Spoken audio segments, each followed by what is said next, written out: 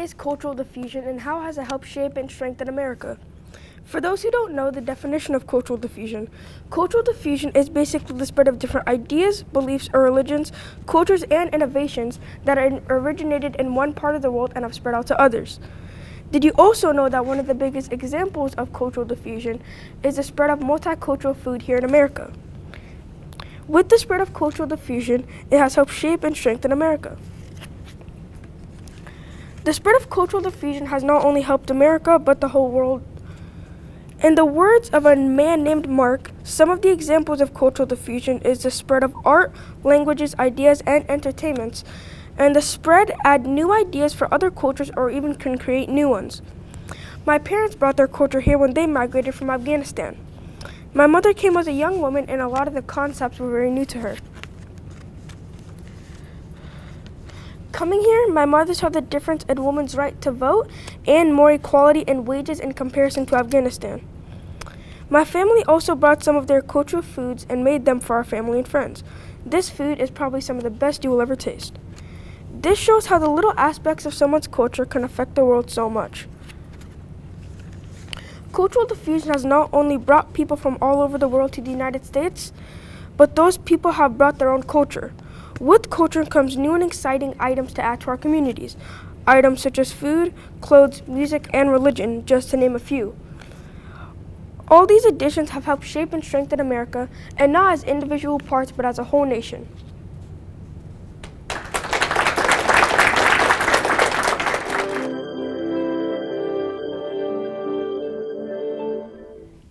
Our flag does not fly because the wind moves it.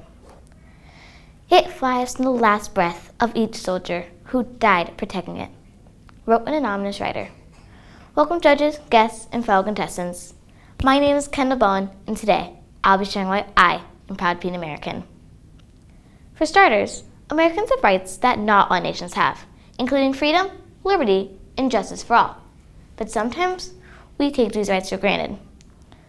Over 55 nations don't have rights and aren't free, so they're always treated poorly or unfairly. If people didn't fight for our rights, us, America, could have been one of those many nations. Judges, guests, fellow contestants, if you may, close your eyes for a few seconds. Now, picture a world without rights, such as freedom, liberty, or justice. We'd be slaves. Our leader would be like our puppet master, and we wouldn't have a choice or say in anything we did. We were told what to do, and we did it. If we tried to change it, we could be sent to jail or even killed. Now, open your eyes. The world you just saw was a world without rights. The world you're looking at now is the opposite. We have freedom and a right to happens to our country, like voting for who gets to rule this amazing nation. We also have liberty and justice, so everyone is treated the same, no matter how they look or what they think. We also have a right to fight for our country, like patriots do. Patriots are people who love or defend their country, which basically makes up America. They are brave and not afraid to share their opinion. Patriots know that they have to fight for what they want or believe in. Take Betty White, for example. Sure, when you think of a patriot, Betty White normally doesn't come to mind, but to me, she does. Betty White was a 99-year-old woman who's a comedian and actress. She was more than that. She was one of the first people to fight for African Americans' rights to be on TV. This single act could have ruined her whole career. But did that stop her? Did that keep her from fighting for what she believed in? No. She kept fighting, ignoring the consequences. And here we are today, calmly, seeing all Americans represented on our screens, thanks to her. That is why I am proud and never ashamed or embarrassed to be an American. Now, the real question is, are you proud to be an American? Because I know I am. Thank you for your time.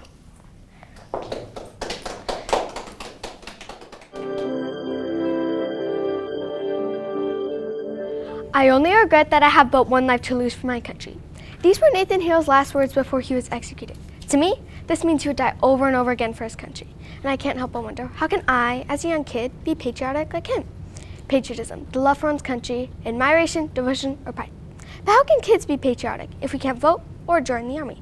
Good evening, judges, fellow contestants, and parents. My name is Mira Gonzalez, and today I'll be explaining to you what patriotism is and how young kids can express it. One very popular way to support your country is by watching the Olympics.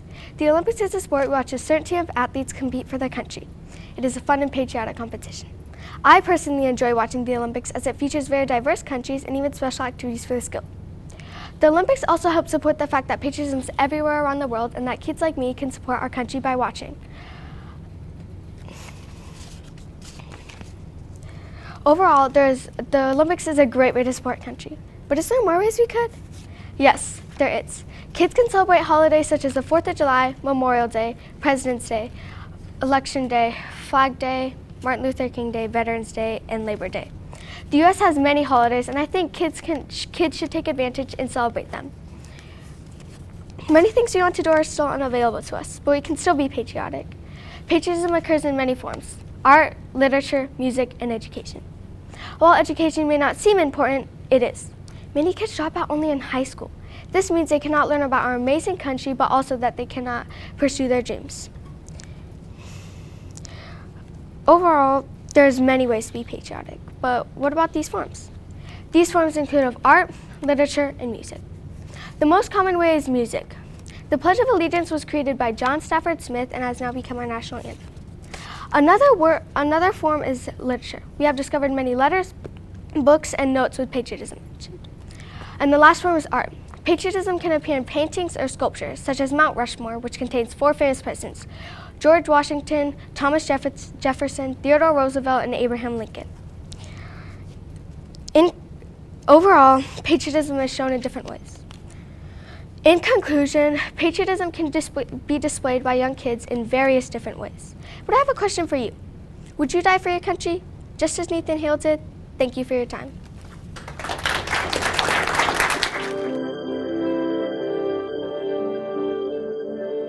Louis D. Owens once said, "Our job is to be an awake people, utterly conscious to attend to our world."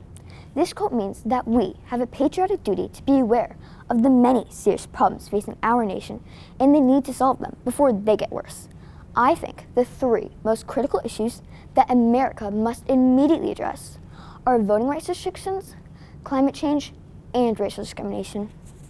The first important problem that we need to address is the recent state laws that have been designed to make it more difficult to vote for many Americans. One of our most important rights of all American citizens is their right to vote. We have fought long and hard to establish full voting rights for all American citizens, but recently, several states have passed laws designed to limit voting or restrict voting. According to the New York Times, there have been more than 245 bills that restrict voting in over 20 states. Former President Barack Obama once said, "There is no such thing as a vote that doesn't matter. It all matters." Americans need to know that vote suppression will result in fewer people voting, and minority groups will have less representation in our laws and government. Limiting voting rights will destroy our democracy. When I am finally able to vote, I want my vote to matter. The second critical issue that we need to address is worsening climate change. All Americans need to accept the fact that climate change is real. It is getting worse, and we need to take bold action now. According to NASA, carbon dioxide emissions are one of the main causes of climate change, resulting in increasingly higher temperatures, rising sea levels due to melting polar ice, and severe weather and storms such as hurricanes, tornadoes, flooding, drought, and fires. We need to do all that we can to try to save our world before we have no place to live. The final critical issue of our nation is racial discrimination. America was founded on the ideals of opportunity and equality. Racial equality was gradually improving through the 1960s with the passage of civil rights and voting bills. However, in the last few years, there has been a significant increase in discrimination and inequality towards minority groups, affecting their housing, health, employment, education, and legal rights. Recent events like the deaths of George Floyd, Breonna Taylor, and Ahmaud Arbery have shown us that America is far from being free of racial discrimination. As reported by Opportunity and Agenda.org, if we improve racial equality and inclusion, we will see positive effects on economic growth, productivity, and per capita income. We will be a better nation when we make sure everyone, regardless of race, has a chance to meet their full potential. In conclusion, America will become a stronger nation if we take action to correct voting rights restrictions, climate change, and racial discrimination. We can demonstrate our patriotism to America by being aware of these issues and doing our part to help solve them. We need to have the courage to talk to our friends, neighbors, and fellow citizens of the urgent need to act now. Each one of us can make a difference if we are awake and utterly conscious to the critical issues facing our world.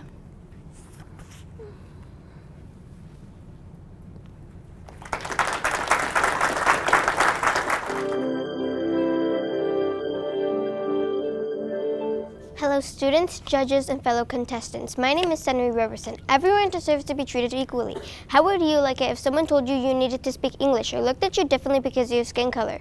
Just think if someone told you not to speak Spanish. Do you think you would feel good? I don't think you would. So why say hateful things like that? Everyone deserves to be treated equally. Should it matter what race, gender, or language we speak? Everyone should respect each other's individuality regardless of race, color, or gender. I have a few suggestions to eliminate hate and encourage kindness. We can start off by not being mean. All men are created and should be treated equally. This is a free country. Rosa Parks was a woman who was not allowed to sit in front of the bus solely because of her skin color. She fought for the rights for African Americans to be treated equally and was arrested because of this. According to Google.com, Rosa Parks helped initiate the American civil rights when she refused to give up her seat to a white man on a Montgomery, Alabama bus in 1955. Her action inspired the leaders of the local black community to organize the Montgomery bus boycott. Martin Luther King was a Baptist minister and a social activist in the United States in the 1950s and 60s. Martin Luther King was a leader of the American civil rights. He also organized a few peaceful protests as head of leader of Southern Christian Leadership Conference in the March to Washington, D.C. in 1963. Martin Luther King helped fight for equality for all. Now in these last few seconds, I want you to close your eyes and imagine this. You're walking down the street and you see people looking at you differently, even giving you dirty looks. You ignore it and brush it off. You walk right into your favorite cafe and you walk right up to the counter to order your drink. But the barista refuses to take your order and serve you. You're confused and ask why. You get told to leave because of the way you look, and you get called a series of harsh words. You're heartbroken. Now open your eyes. Would you ever want to feel or be treated like this? This is an example of what Rosa Parks and Martin Luther King were fighting against. Now with that in mind, I want you to leave with these words said by Nelson Mandela. If people can learn to hate, they can be taught to love, for love comes more naturally to the human heart than its opposite. Thank you.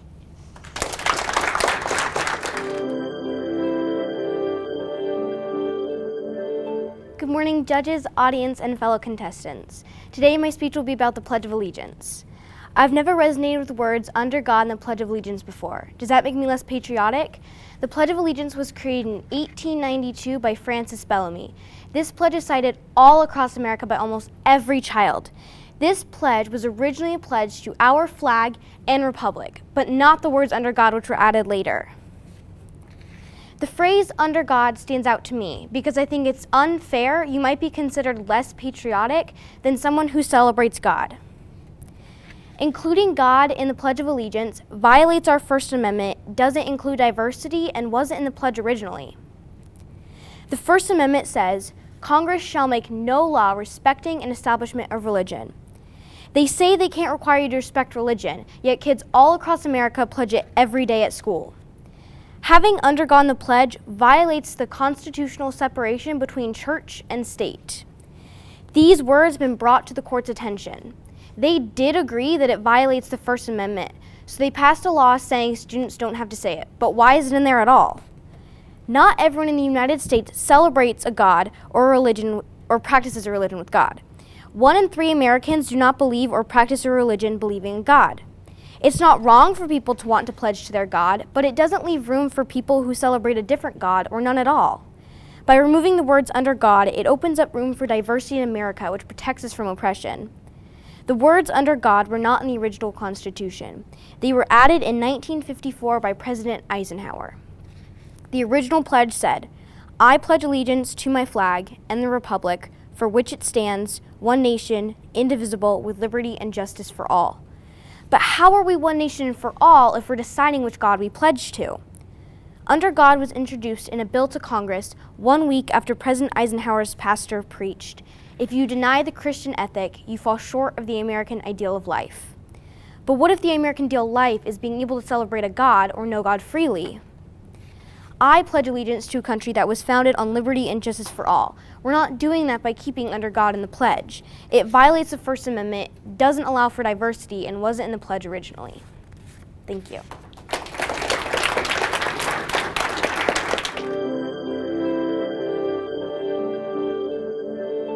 Good morning, ladies and gentlemen.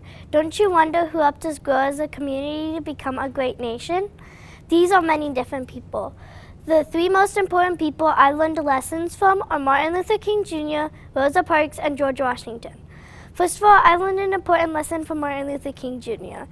In 1955, he started his equal rights movement. He spoke over 2,500 times. One of those times, he did his dream speech. On August 28, 1963. This is a quote from Martin Luther King Jr. I have a dream that my 4 little children will one day live in a nation where they will not be judged by the color of their skin. Finally, on July 2, 1954, segregation stopped in theaters, restaurants, and hotels. His dedication teaches me patriotism by having Martin Luther King Jr. stand up to racism in businesses. If it wasn't for him, we would still be separated by color today. Secondly, I also learned an important lesson from Rosa Parks. On December 1st, 1955, when Rosa Parks said no to giving up her seat on a bus, she made the biggest impact. Everybody started to boycott buses so that they wouldn't be segregated by color. On May 17th, 1954, exactly 62 years ago, they stopped people from being segregated. Her dedication teaches me patriotism by having Rosa Parks show us we should all be treated equally. We would have still been segregated by the color of our skin today if Rosa Parks would have moved. Lastly, I learned an important lesson from George Washington. He was an American soldier, statesman, founding father, and our first president. He was never formally educated but loved and served his country. His dedication teaches me patriotism by inspiring me to find ways to help America. He helped us through our hardest times, and I am encouraged to help my country today. Therefore, Martin Luther King Jr., Rosa Parks, and George Washington all show me what patriotism truly is. Patriotism is supporting your country, and this is what those people did. Remember these people who helped our country today. Thank you for listening to me.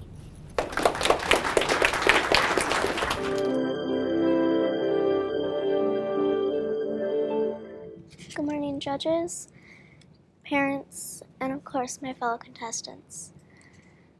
Does being a part of the patriotic family require you to believe that your country is the best one in the world? Well, I can assure you it is not. To quote James Bryce, patriotism consists not in waving the flag, but in striving that our country shall be strong as well as righteous. Here are some of the reasons why it does not require you to think that your country is the best one in the world. The most important reason is, as it said in the quote earlier, striving that our country shall be strong as well as righteous. This tells you that patriotism requires you to love our country and hope that eventually we can correct our few wrongs. My stepmom, Laurel Grabowski, said, "Our country is good, but there's room for improvement." When you really think about it, it's like football. Each group is loyal to their team, and we compete amongst other teams. However, we may not think that our team is the best. This is like how me and my family love the Arizona Cardinals, but they do have some things to correct, just like America. I asked my step-grandmother, Sherry Grabowski, "Do you think that because you are a patriot, you have to think that your country is the best one in the world?" She said, "No. I feel like I can make my own decisions for my own life, and I like that, but there are some things I would like to change." I asked my mother, Tracy Gluck, the same question. She said no, because we can always be better, and some countries have better things. This is correct, because France has some of the best food for their schools. However, America has some of the worst. And Japan has some of the best education because they have very long school hours. Even though being a patriot does not require you to think that your country is the best one in the world, it does require you to love our country and hope that eventually we can correct our few wrongs. My name is Haley Berg, and that is my patriotism speech.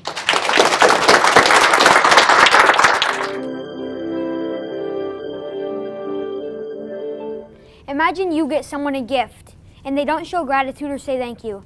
It's the same thing with patriotism. Patriotism is appreciating the gift of our country that thousands of brave patriots died fighting for during the Revolution.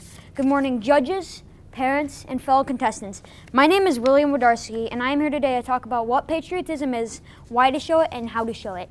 Patriotism is important because without it, we are no longer the land of the free nor the home of the brave. And we should be thankful for our amazing free country. And there are many ways to show patriotism, and bravery is a huge one. Bravery is the way the Patriots won many wars a long time ago, and we still win lots of things with bravery today. May we never forget our fallen comrades. Freedom isn't free. This quote is important because it helps us remember the brave patriots that died to fight for our country. So that is why bravery is a big way to show your patriotism. Now, respect takes on many forms. Respect to objects, people, or respect to your country, which is what I think is very important to show your patriotism. Respect to your country would mean being thankful for the freedom and the people who have fought for this country for hundreds of years ago up until now. When you argue with someone about how good or bad this country is, just remember, at least you are allowed to argue and disagree with people unlike some other countries. Take North Korea, for example. In North Korea, you can't have your own opinion, travel freely, or have your own haircut. There are many things we should be thankful for in the United States of America. So if you want to show respect to your country, you can start by being thankful for what we have that other countries don't. Now, what comes to your mind when you think of honor in patriotic forms? I think of honoring the people who help keep us safe every day. Some other ways are never letting a flag touch the ground, saying the Pledge of Allegiance, and standing up for our country. In conclusion, always try your best to show your patriotism and do as much as you can to improve our country little by little. Thank you for listening and have a great day.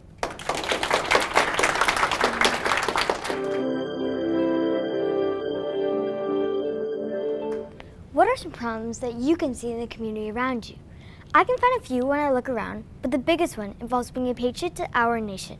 Hello, my name is Savannah Franklin. Welcome fellow contestants, judges, and parents. I'm from Peoria Traditional School. Now before we start, let me ask you a question. How can you be a patriot and help your nation? One thing that I would like people to know is how to properly retire a flag. Most Americans think that to retire a flag, you just throw the flag in a fire. But the proper way is to burn the flag in an open area with a medium-sized fire. This shows respect to our country. Once the flag is burnt, take the ashes and bury them. Another way is to do the flag via burial. This method is to replace a folded American flag in a dignified wooden box. According to the U.S. Flag Code, the flag, when it is in such condition that it is no longer a fitting emblem for display, should be destroyed in a dignified way, preferably by burning. Once an American flag is worn beyond repair, it should be retired in a respectful manner.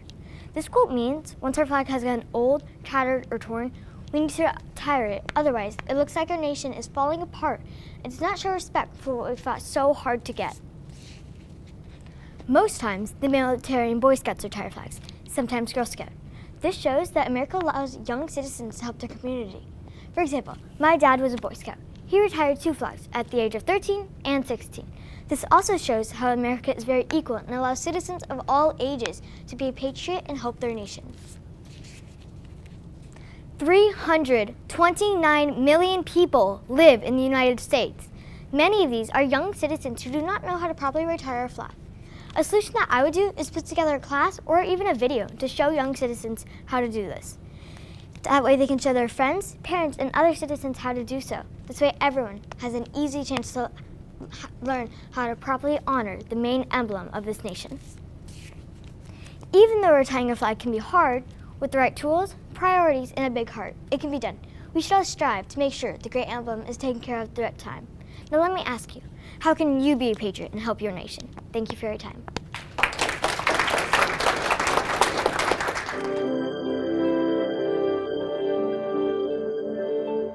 Our job is to be an awake people, utterly conscious to attend to our world. Lewis D. Owens. Good morning, everyone. My name is Amelia Perry, and today I would like to tell you who Lewis D. Owens was and what his quote means to me. Lewis D. Owens was born on July 18, 1948, in California.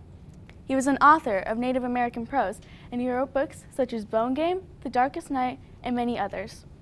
Sadly, he died on July 25, 2002, in New Mexico. He was 52 years old. First, Lewis tells us that we must be an awake people.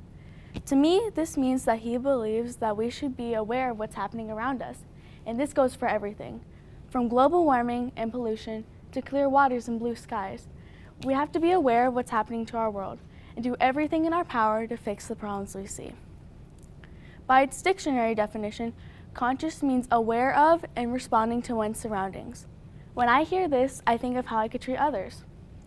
When we treat others consciously, we are aware of how we speak and act around them. Knowing that, we should treat all people consciously to improve our world. Think about it. If we treat all people with respect, no matter their beliefs and opinions, imagine how much better our society will be. And finally, Lewis tells us that we need to attend to our world. And there are many ways you could do this. You could pick up trash to improve the environment. You could bike instead of driving to reduce global warming. Even something as simple as recycling can make a huge difference. All of this can be related back to patriotism. When we see the problems in our world and are willing to make a change, it shows that we care and take pride in our country. When we respect people, after a while we will learn to respect our country as well. And finally, when we make minor changes to our life to improve our country's well-being, it shows that we support our country. When we care about, respect, and support our country, we are displaying patriotism. In conclusion, what this quote means to me is that we need to be aware of what's happening around us, that we should respect our country and all the people in it, that we should make minor changes to our lifestyle to improve our country's well-being. And one more thing, what does this quote mean to you? And what can you do to achieve Lewis D. Owen's dream? Thank you for your time.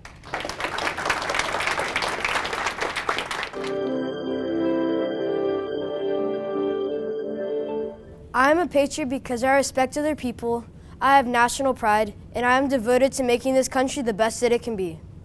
These ways of being a patriot do not include the fact that I have to believe America is the greatest country in the world. Ronald Reagan once said, "Freedom is never more than one generation away from extinction." We didn't pass it down to our children in the bloodstream. It must be fought for, protected, and handed on for them to do the same. My dad has been an F-16 pilot in the Air Force for 19 years and has spent more than 3 years away from my family serving our country. He is the most patriotic person I know. He still trains the next generation of fighters so that we can pass freedom and patriotism down to our future kids and their kids. If you look at the U.S. in terms of global rankings, we are usually ranked high, but not the best in all areas. World Bank ranks our economy the strongest in the world, #1 in power, and #1 in defense spendings. Some other global surveys rank U.S. #6 in debt, 18th in freedom, 20th in quality of life, and 118th in security.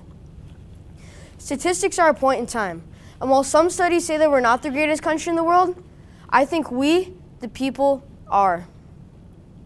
This is a country that rewards each other to be the best that they can be, as described in Adam Smith's Invisible Hand philosophy. In our own desire for excellence, we benefit society as a whole. This allows us to adapt and advance without settling for average.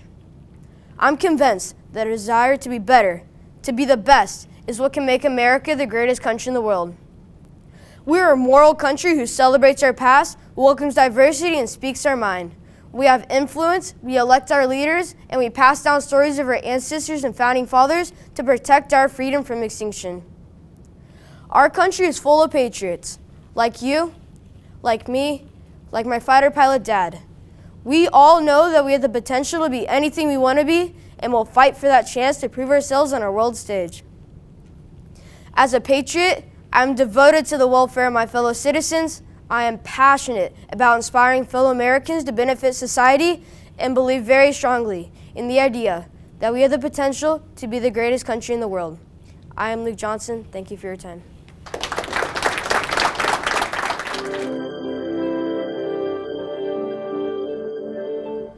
Welcome everyone to the 35th Annual Patriotic Speech Contest.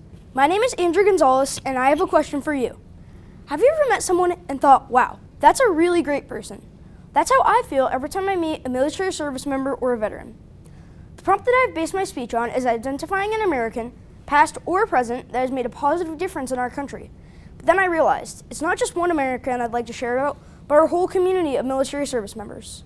This community of Americans has shown me that patriotism means to have bravery and to be willing to make sacrifices for the greater good of our country. I am lucky enough to have several people in my family who actively serve in the military or are veterans.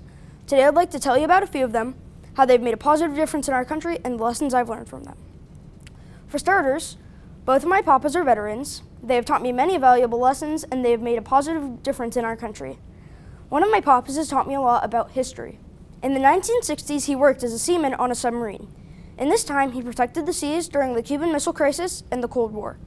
But while one papa was patrolling the seas, the other was patrolling the air. My other grandpa was a helicopter pilot for the United States Army Air. In his 37 years of service, he was a maintenance officer, a test pilot, and he helped to save the Iran hostages. He too has taught me lots about what the world was like when he served. Another person who has made a positive difference is my Aunt Kim. She has taught me lots about honoring our country. She's a Chief Warrant Officer in the Army National Guard, and she is currently an Inspector General.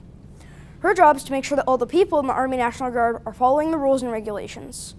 She has also gone on a peacekeeping mission in the Sinai Peninsula, where she represented America and made sure that the soldiers had everything that they needed. My Aunt Kim has used her knowledge and experience to teach me about honoring our country. The last person in my family that I would like to share about is my Uncle Scott. He is a Master Sergeant in the U.S. Army, and he is currently on orders working in counterterrorism. He goes to military bases and makes sure that they are not susceptible to terrorist attacks. He served 2 tours in Iraq, where he protected the Army base and the people there. In the 30 years that he has been in the Army, he has learned lots about protecting the things you care about and being brave, and he has shared those lessons with me. While I was writing this speech, I realized that the most important lessons, ones that I will always remember and the ones that I will revisit, don't come from books, but from people, such as our military service members and our veterans. They have taught me the value of history and serving, honoring, and protecting our country. I personally have been impacted by these lessons, and I know many other Americans have been too. Thank you for your time today.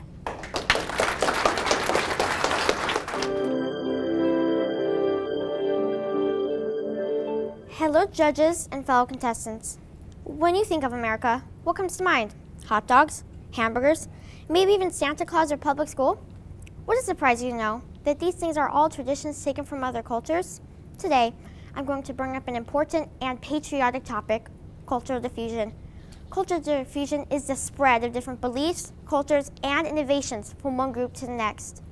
The United States can be thought of as a soup, where distinct cultures and countries have added their own spices.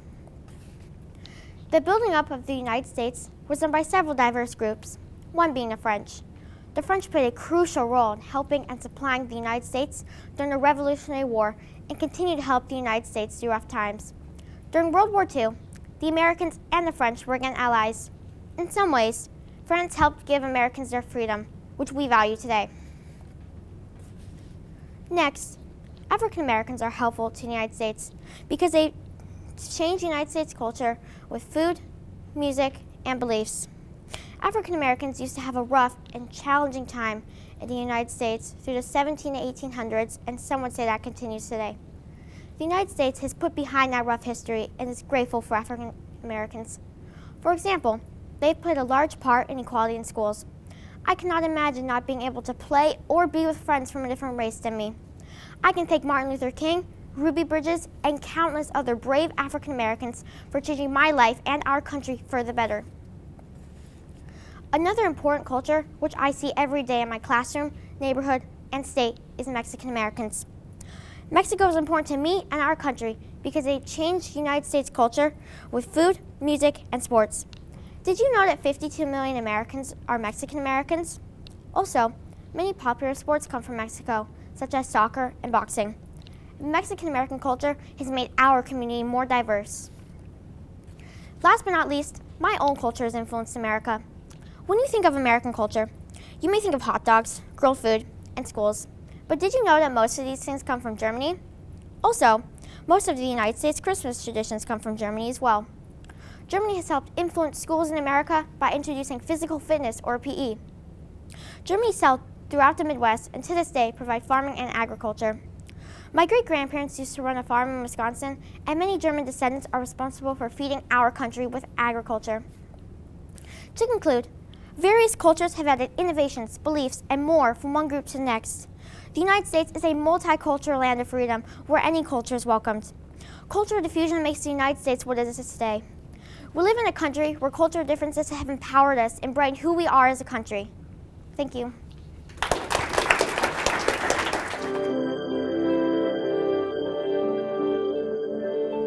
Good morning, ladies and gentlemen. My name is Ella Atkinson.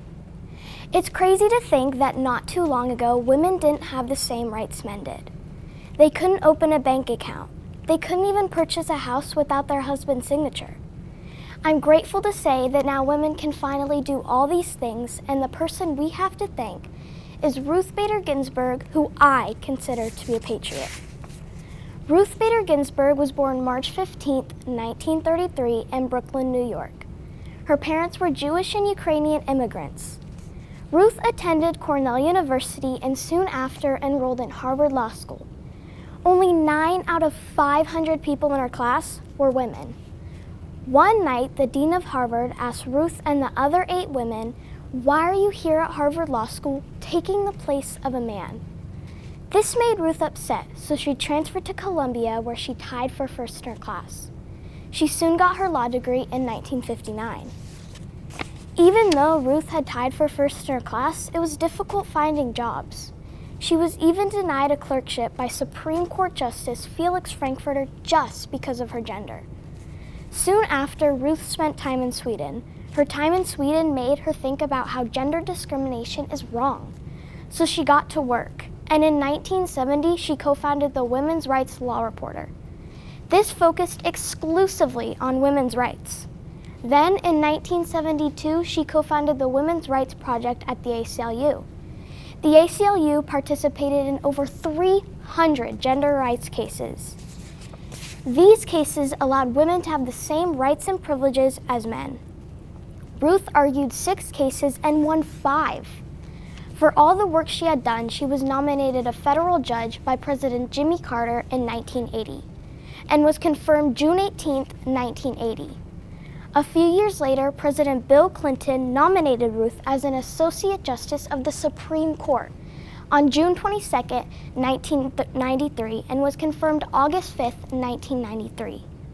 Ruth continued to fight against gender discrimination and earn equal and fair rights for women in our country.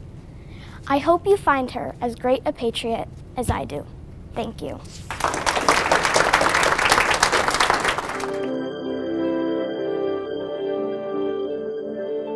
The Pledge of Allegiance. It's not something we say because our teachers make us. It's not something we say because we want to fit in with everyone else. We say the Pledge of Allegiance because it is a reminder to be loyal and true to our country. And these days, many people need that reminder. Hello, judges, guests, and fellow contestants. My name is Joby Garcia, and I would like to talk about the Pledge of Allegiance. One nation, under God. Whatever religious beliefs you may have, one part of that should still stand out. One nation. Not just a big clump of people on a continent. We are that one nation, and we are all American. It doesn't matter where you come from or what you look like. We are all one strong, united nation. Indivisible is a word that could be used to describe America, as in indivisible, with liberty and justice for all. But what does this word mean? The definition of indivisible is unable to be divided or separated. Today, people are rioting, killing, and burning, just so that they can try to prove they're right. The Pledge of Allegiance exists to set an expectation of us and our actions, and this behavior does not show that we can meet that expectation.